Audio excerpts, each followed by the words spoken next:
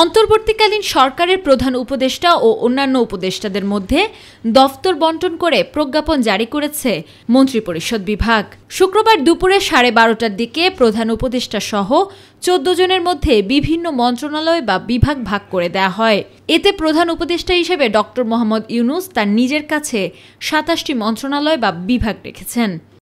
মন্ত্রিপরিষদ বিভাগ, প্রতিরক্ষা মন্ত্রণালয়, সশস্ত্র বাহিনী বিভাগ, শিক্ষা মন্ত্রণালয়, সড়ক পরিবহন ও সেতু মন্ত্রণালয়, খাদ্য মন্ত্রণালয়, গৃহায়ন ও গণপূর্ত মন্ত্রণালয়, ভূমি মন্ত্রণালয়, বস্ত্র ও পাট মন্ত্রণালয়, কৃষি মন্ত্রণালয়, বিজ্ঞান ও প্রযুক্তি মন্ত্রণালয়, রেলপথ মন্ত্রণালয়, জনপ্রশাসন মন্ত্রণালয়, বিদ্যুৎ, জ্বালানি ও খনিজ সম্পদ মন্ত্রণালয়, নৌপরিবহন মন্ত্রণালয়, পানি সম্পদ মন্ত্রণালয়, মহিলা ও শিশু বিষয়ক মন্ত্রণালয়, দুর্যোগ ব্যবস্থাপনা ও ত্রাণ মন্ত্রণালয়, তথ্য ও সম্প্রচার মন্ত্রণালয়, প্রবাসী কল্যাণ ও বৈদেশিক কর্মসংস্থান মন্ত্রণালয়, বাণিজ্য মন্ত্রণালয়, শ্রম ও কর্মসংস্থান মন্ত্রণালয়, সংস্কৃতি বিষয়ক মন্ত্রণালয়, বেসামরিক বিমান পরিবহন ও পর্যটন মন্ত্রণালয়, মুক্তিযুদ্ধ বিষয়ক মন্ত্রণালয়, পার্বত্য চট্টগ্রাম বিষয়ক মন্ত্রণালয়, প্রাথমিক ও গণশিক্ষা মন্ত্রণালয়।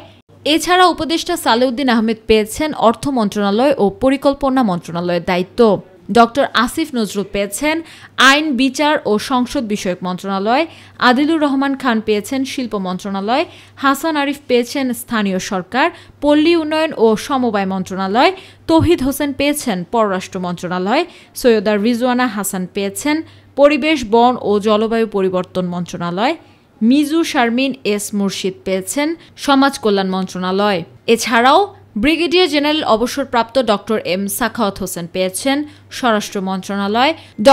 আ.ফ.ম. খালিদ হোসেন পেয়েছেন ধর্ম বিষয়ক মন্ত্রণালয়, ফরিদা আখতার পেয়েছেন মৎস্য ও প্রাণী সম্পদ মন্ত্রণালয়, নূরজাহান বেগম পেয়েছেন স্বাস্থ্য ও পরিবার কল্যাণ মন্ত্রণালয়, বৈষম্যবিরোধী ছাত্র আন্দোলনের অন্যতম সমন্বয়ক নাহিদ ইসলাম পেয়েছেন ডাক, টেলিযোগাযোগ ও তথ্য প্রযুক্তি মন্ত্রণালয় এবং সমন্বয়ক আসিফ মাহমুদ সজীব ভুঁইয়া পেয়েছেন যুব ও ক্রীড়া মন্ত্রণালয়। আমেনা হীরা, মাই টিভি, ঢাকা।